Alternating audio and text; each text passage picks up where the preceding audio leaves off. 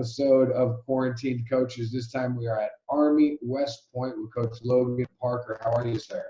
I'm doing well, Josh. Good to see you. Where is Army West Point? West Point, New York. We're about 50 miles north of New York City. And so this is an academy, and we have Army West Point, we have the Air Force, we have Navy. Trying to decipher a little bit the differences between them. What is unique about Army when it comes to the academies? I think all of us have our different areas of expertise per se. But Army as an academy we're the ground guys, right? You've got Air Force in the air, you've got the Navy in the water, and you've got Army. That's your ground attack. Gotcha. And so if I am a student or a family looking to go to an academy, if I go to Army, what exactly am I studying? How to throw grenades, do the crawl? Like, what are you studying there? The misconception that comes across with everybody, right, is you think that when little Johnny comes to school here, moms in particular are scared that little Johnny's, instead of going to an engineering class or to a philosophy or psychology class, little Johnny's going to go throw grenades and rappel off rocks and crawl through holes and do all these crazy things. And while all of that is somewhat true, you're just going to do that during the summer. All of our military training is done in the summer. And when you're at any of the academies, your normal curriculum is an Ivy League education, first and foremost. So when everybody is in school, like during the actual school semester, you're taking regular classes like you would at any other institution. Army is one of the best schools in the country. It's top 5 engineering school in the country, and it's a free education that's worth probably, I guess, like $500,000. But it does come with some ties on the back end. So can you explain those for us? Yeah, absolutely. You're right. It's a free education. Congress pays for your education.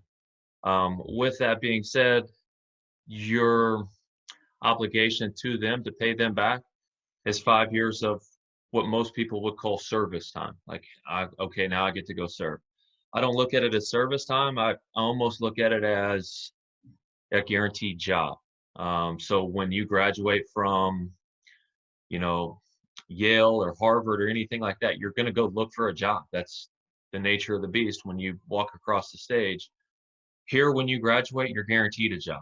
And it's a job that you somewhat have a hand in picking. There's kind of like a classification and ranks, and it's based off how you do in school. It's based off how you do in your military training, and it's based off kind of your athletic overall grade. And then you get to pick your top 3 choices. And depending on how you rank in your class, is where you fall. And basically, you get to pick where you're going to go, and you get to pick what your job's going to be. Do kids have a choice if they go into, hand-to-hand combat on the ground or not? And maybe they can have a preference, but they're not guaranteed their preference, right? No, you're never guaranteed. I will say there's 17 branches in the Army. There's 1.7 million jobs in the Army. There's 4 combat arms units out of those 17 branches. So you can be, the way I talk about it in the way it's explained to me, is you can be as far away from the fight as you'd like, or you can be as close to the fight as you'd like. The one thing that's unique with us is everybody will be trained like you're going to go into one of those 4 combat arm units. Because if you're an engineer or you're doing planning on the back end, they want you to understand exactly what those people are going through, so you can understand the importance of it. That makes sense. What about, you were mentioning to me before off camera about the summer training program that guys do. Can you tell me more about that? Yeah, each summer's different. After your plebe year, your freshman year, you're going to go and you're going to do basically some of their military stuff. After your sophomore year, you're going to go shadow somebody in a job that you think you want to do. Basically, it's the Army's way to see if, this is truly something I wanted to do, or and I thought I wanted to do this, but once I got here and saw how it runs day to day, I don't want to do this. Basically, it's the Army's way to kind of foresee success. Like, is this Right. guy actually going to stay in this job?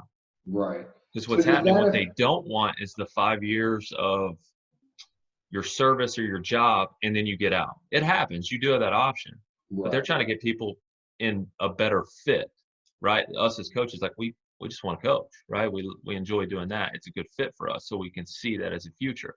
The Army wants to put you in a position with them where it's a good fit for them as well, so you want to stay in that job. What kind of things are they doing in terms of the training? I mean, you had mentioned to me again off camera, kind of some fun activities. I mean, I think they're fun activities that these guys get involved in over the summer. Right. It varies. It's different. A lot of the times, like that first year, you're going to come as a incoming freshman. You're going to go through their basic boot camp, beast, and it's it's more mental than it is physical. From just listening to our guys, you're going to have to learn to memorize some things. You're going to have to be comfortable with somebody getting in your face, and that's somebody that's in your face is a junior. Essentially, it's a 20-year-old, 21-year-old kid who has already gone through this. And now they're teaching you, right?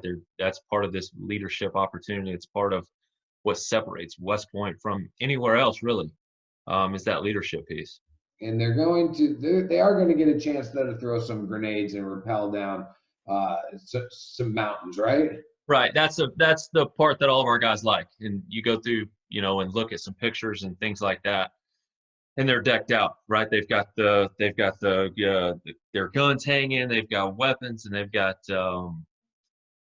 just their bullets and their rounds and all of their things like Right. that. They've got grenades. Their faces painted. They're black. They've got the green. Like, it's unbelievable.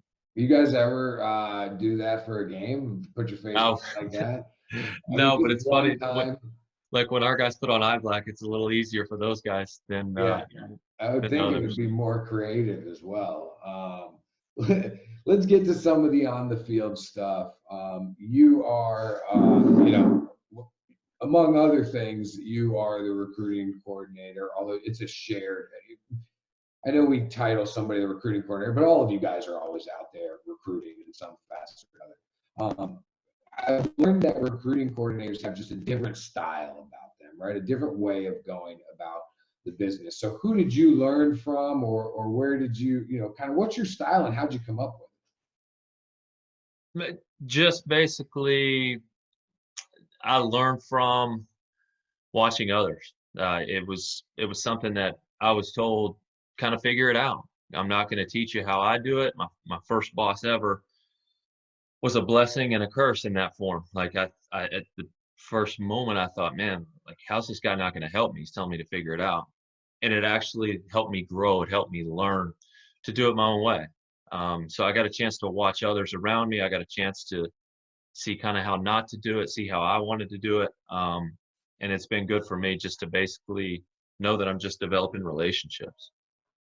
it? So take me through kind of the steps of recruiting from identifying a kid all the way to the part where maybe you offer or commit a player.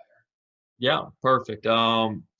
For us, for me, this is the way I like to do it is number one, I'm going to find the kid. I'm going to see the kid. I'm going to look into an email right now with all of us sitting at home on our computers and stuck inside. Or scrolling the Twitter worlds. We're reaching out to people like yourself. We're watching your page, and just trying to find good players. We're watching videos and doing that thing. So once we do that, or once I do that, I'll immediately reach out to the kid. Okay, so the kid, yeah, coach, I'm interested. I want to know more about what it is you guys have going on there. So after that initial conversation, I'll ask the kid for his high school coach's phone number. So I'll reach out to the high school coach, kind of get some background. What does he do when people aren't watching him, when he's not on a Twitter camera? So how is he in the classroom? How is he in the weight room? How is he with his teammates? Do his teammates like him? Do they respect him? Is he a leader? Is it somebody they can look up to? How does he treat underclassmen? All of those things are important as well. And then obviously once all those things shake up, kind of bring them on campus, right? This is a place where you need to see it. You can Google image, you can do all these things, you can watch videos. Until you drive through the gates for the first time, you'll never really know. And I didn't either. I was born and raised in West Texas. So when I Google imaged immediately, right? Like Army of West Point, I want to check out the campus. You look at it and you're like, man, that's unbelievable. I'm used to pastures and fields and flat, everything. Um, I pulled in, flew into Newark. Our AI, our athletic intern, picks me up, drives me, and he's like, okay, man, we're pulling up close. And as soon as you drive through the gates, it's a different feeling. It's truly one that you can't really describe until it happens to you. But people say, like, as soon as you drive through it, you'll know or you won't know. Like, you'll Right. know, like, hey, this is for me or it's not for me. Because you can go out and you can see a kid, you can like a kid, but you know what's coming next, right? Is this kid willing to go to an academy, and I'm going to have to explain that to him and sell that to him. I mean, is that something that's a battle for you that's different than maybe other recruiting coordinators? Yeah, obviously it is, but I don't think, at least for me and for us and our staff, like, I don't think that we go see that kid if it's not somewhat of an interest. Like, we're not just shooting wildly into the dark and hoping we land something. We're not going to a tournament and just walking up to a game saying, okay, who's your three hole? Like, everybody knows you're going to go to a game and you're going to find who's somebody's three hole. If they're uncommitted, let's watch them. For us, like, we're wasting our time if we do that, because you have to have grades, you have to have ACT or SAT scores, and you have to be willing to go serve and fight for your country for 5 years after you're done here. You hit on something that I like to talk about, but I always want it to come from you guys instead. Like, you are not running around there like a chicken with your head cut off just looking for players. It's a very targeted search. You know where you're going, when you're going, and why you're going. What are some of the limitations on the recruiting process, or on you coaches, that make you have to use your time very wisely? I think the NCAA time that they put on you, like the restrictions that the NCAA has given or put on us, number one. Number two, financially. Like, can your institution afford to send you all over the country? At least in my situation, it's all over the country. Um, so can they send you just to watch a random game? No. But if there's a lead and there's a genuine interest and somebody wanting to become an officer 4 years down the road, 5 years down the road, then absolutely. Like, they'll send you out there to go find them. So I think with other people, you see a lot of people staying in state, right, with recruiting, like, because it's easier for them. They get to sleep in their own bed. They go drive 2 hours down the road, watch a game, come home. Doesn't cost your program a whole lot of money to do that. Right, right.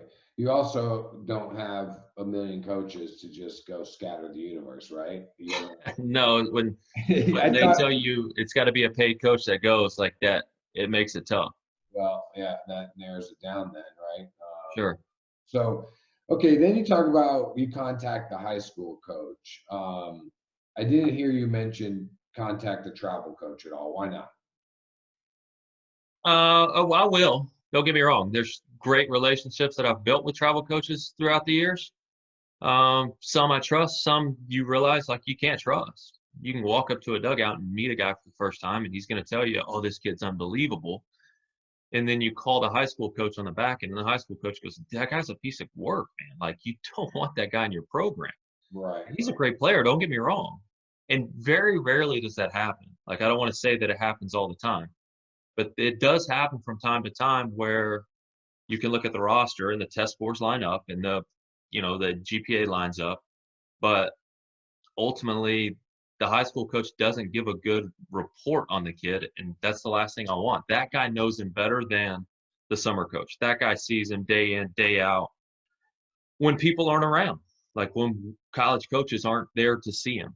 Everybody can perform in those big tournaments, right? That they know a college coach is there watching them. It's pretty easy to spot us in the stands. Like, you got your bucket hat, you got your khakis, you got a polo, you got a backpack, you got whatever, Yeah, they're right? all dressed like Army Rangers. Yeah, so, like, I mean, we're not hard to spot. It's not that big of a deal, and everybody can turn it on whenever you see us. Um, So the the fact that difference the high is school those high coach, school guys. right, the fact that they're seeing them like every day at the school, and how they're living their life, and how they Hmm. talk to their peers or sit in the classroom, is something that nobody else is going to get for you. Right. But don't you also have high school coaches that you can't trust? I mean, I feel like everybody wants their kids to commit. I don't care if it's high school, travel, recruiters, whatever. Like, how do you figure out who's trustworthy and who's not trustworthy when trying to get information on the kid? Trial and error, man. Like we've all been burned, right? It's like anything else we do in our lives. Like you figure it out. And that's the hard part, right? Like it's not easy to say, hey, I can trust this guy without knowing anything about him. Right. You have to develop that relationship, and that's a lot of what recruiting is. Whether it's with the kid or with the high school coach or a summer coach, you're constantly trying to develop relationships.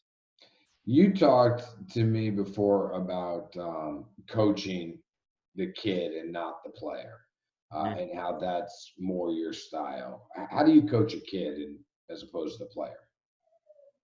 Everybody in the country wants to coach. Every hitting coach wants to coach the 1 through 5 guy. I really love coaching our 3-hole guy. Like he's kind of a pain in the butt. He's a hard-headed kid, left-handed hitter. Everybody loves that guy. He can really hit. Anything you ask him to do, yeah, coach, I'll try that. I'll do it. Not a whole lot of people truly invest in your 7, 8, 9 or your 10, 11, 12, 13, right? So it's a different form. I heard it at the ABCA convention the first year I started coaching. I'm sitting there and they said, I challenge you to coach the kid, not the player. Don't worry so much about the player and the talent. Coach every kid like he's your 3-hole. And I thought, wow, that hit me. But okay, I get that. Yeah. But when you talk about managing your time, don't you? I mean, doesn't it just make sense to put more time in with the guys who are going to be in a position to do more for the team? Okay, so then you got to ask yourself, where are championship clubs made? Is it made in the 2, 3, 4 guy, or is it made in the 7, 8, 9 guy? Right. And to me, it's getting the lineup turned back over to get back to your extremely talented kids, or where everybody wants to be, is back at the top of the order, right? There's a reason when the team's playing defense against you, they're going, hey, top, he's coming back up, or hey, good runner here. 7, 8, 9 will continue to get the top of the order back up. So if your 7, 8, 9 is really good, you got a chance to win a championship. I love that. You were taking notes at that convention, huh? Because Always. I'm sure that was part of that speech, right? Why coach 7, 8, 9 more than the guys who you need to produce the runs? But Always taking notes. That makes complete sense. What are some of the other things, just either there or elsewhere, that are to you are very noteworthy in how you go about your business? I try to make it extremely open. Like I have hitters meetings. I have kind of something I learned from just CEOs and the way they kind of conduct their meetings is I'm not in the trenches. I don't know what our guys are doing every day. I don't know what they're going through every day. So once a week, I started this at a junior college back at Odessa, but once a week I sit down with the guys. We kind of run through a scouting report of what we're going to see this weekend. And then I just want to know where they're at. I ask them on a 1 to 10, how do you feel today? And I'll get a lot of 6s, believe it or not. The first time you do it, you get a lot of 10s. Coach, great, man, 10. Life's good. But it's not real. That's not open. It's not to where people in the room can help you. So for me, I'm sitting there and I'll go, all right, cool, guys. I'll let you know I'm at a 6 today. I woke up, don't feel very good. Don't feel like being here. You know what? Came to the office, got dominated with emails. Didn't want to deal with any of those, but I did them, whatever. And now I'm here in front of you. And I don't like the way this conversation's going. So I'm at a 6. And then we go back around the room and then you get the honest truth from guys of, Coach, I'm at a 6. I got crushed in the classroom. I've got no idea what I'm doing in math. Moved on to like I forget what even they call it, military movement. So I went to military move, got dominated, got flipped, and didn't like that. And now I'm sitting here, my swing feels like crap. Like I don't feel good about anything. And then you go on to the next guy and he's, hey, I'm at an 8. But a lot of it is just trying to build off of relationships with those guys and letting them know. So you go into the meeting, everybody's a 10. All right, boys, let's hit the field. Okay. What do you do when you go into the meeting and you got an average of a 3.2 after going around the whole table, does the practice plan change for you? Oh hell, it has to, right? Right. So what is Like that? What does that day look like? the worst average would probably be a 7, right? Because they're kids, they're resilient, especially here. That's Like pretty good. they're Seven's resilient. Yeah, like okay, I can live with that. all right, but let's Um, go with a 5.5 day. all right, 5.5 day, we're gonna have to change the practice plan. We're gonna have to build you up, right? Because everything else in life has beat you down. So we're gonna make it some competitions. We're gonna make it to where you're gonna have a little bit more fun that day, right? Perceived fun. We're gonna make it where whatever drills we're doing that day, if we're doing angle machines, maybe the angles aren't set up so fast. Like maybe we don't gas it up. Maybe the breaking ball we set up in the cage isn't a wipeout breaking ball. Maybe it's a get me over, feel good, like one with a hump in it that you can go hit a long way. But we've got to build you back up to a 7, 8, 9, moving into that weekend. So you will adjust. So do you have these meetings like every day? No, we'll do it once a week. Okay, so you get the pulse of the team at the beginning of the week, and then you will adjust your plan for the week based on what you get in that first meeting. Yep. And then ask as we're going, like, what do you guys want to do? And a lot of that first meeting is here's what you're going to see this weekend, right? And we didn't get to dive into it too much here this year, but you're going to go to Texas A&M, and you're going to face Lacey on Friday night, and you're going to face a right-hander on Saturday, and you're going to face a left-hander on Sunday, all with elite, elite, elite stuff. So would it do us any good to face a average lollipop left-handed breaking ball? No, you're wasting your time. So let's gas up machines, let's put them at angles, and let's challenge you. Let's shorten your stroke. Let's get really quiet on the backside, eliminate some movement, and be on time to hit and compete with these guys. What is your hitting philosophy? I guess Ooh, that's that's a tough. very broad. I really hate that question. I'm gonna let it ride here, but there's so many parts to hitting. So what are if a kid gets in the box, you don't want them overthinking. What are the 2 or 3 things that you want them to focus on? Number one, competing first and foremost. So we got to have a plan. I want the guy to compete and know if he walks into the box with a knife in a gunfight, essentially, the other team doesn't know it. That pitcher doesn't know that he's over his last 10. Like you got to walk in feeling like you're 10 foot tall.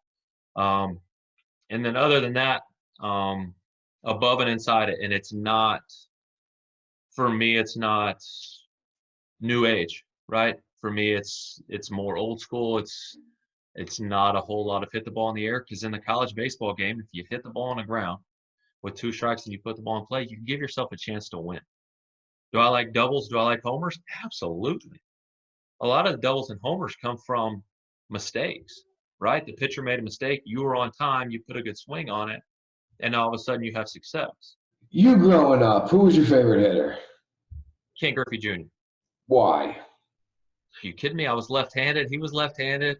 Did you The put your swing. elbow up here? No, I mean I tried to stand like him. I did that for a long time, and then my first year of junior college, I did it, had some success, whatever. And then my second year of junior college, I went to New Mexico Junior College with Ray Birmingham, and he said, "Son, you're never going to hit like that." He Would you got me ever out of teach it. a kid to hit like that? Would you ever teach a kid to put his elbow up like that? No, Right, right. no. He Ever. could do it though. That guy was elite. Like he was so much fun to watch. Right. I was talking about that with Eddie Smith the other day. Who's the toughest pitcher to that you faced on the circuit when you were coming? Kershaw. And Kershaw was a 18-year-old kid. I faced him in low A, and I thought, whatever. Like he's a highly sought after product, whatever. First rounder, blah blah blah. No, he was good. There were 2 You different breakables. It was real. you faced Kershaw. Yeah, Take me through that at bat. it wasn't very long. It was 2 different breakables, and it was a left on left changeup. Like that's not fair. He was It's not. 18, and how long had you been playing pro ball? A year, right at a year and a half. Yeah, year and a half. And just dicing people up, huh? Yes. Yeah. Are you a fan of his? Do you ever watch him pitch now and be like, Yeah, I am, man. He's a Texas kid, right? How can you not? Like we all somewhat stick together down there. So um, just to watch, and I wish he had more postseason success, but yeah. it's obviously really disappointing that the season was cut short, but I know on a baseball field, on a baseball team, there's still a lot of good stories on a daily basis. What's one of those funny stories or good stories that your boys had this year? I think you can go back to Friday night at Duke. So we get on the bus at the hotel. The bus is running. It's fine. The driver's standing outside. He's doing his deal. We're waiting. Well, the bus shuts down. You just hear it kind of just putter out boom, boom, boom, and shut off. So sit there, kind of look around. All right, no harm, no foul. He gets on, tries to start it, doesn't work. He gets on, tries to start it, doesn't work. So we go into what's next mode, right? Like, how do we get there for BP? We're about to go face one of the best arms in the country in Jarvis. Like, what are we doing, right? Like, the wheels are spinning. The players, they've got their headphones on. They're probably not even paying attention to what's going on. So luckily, another team was staying at our hotel. They were playing right around the corner from us. And their coach said, "Hey, man, you guys figure it out. Jump on." So his guys moved to the back of the bus and doubled up. We jumped on with our staff and players and got on there as well. Get to the yard, and Coach Bo doesn't even know this. Coach Foster has no idea, but we don't have baseballs for BP. I don't think anybody knows. Like our guys go down the line, they're stretching, and one of our managers, luckily the bus had taken our balls to the other field with that other team. One of our managers runs a mile. He's got his khakis, he's got his whole get up on. Student manager runs a mile, picks up the baseballs, and runs them back. Now, at any other place, their manager would be wiped out, no shot he could do it. But at our place, our guy handled it, comes in the dugout, dumps the baseballs in the bin, and goes, "I got you, coach." Gives me some knucks, and I was like, "Dude, that's unbelievable. Good for you." That's hilarious because, as you said, student manager, I started envisioning the student managers that I used to work with and that I know, and I'm like, they would never make it back. And it would take 2 hours before they got back. But No, my man Seth just dominated that thing. oh, that is a great story.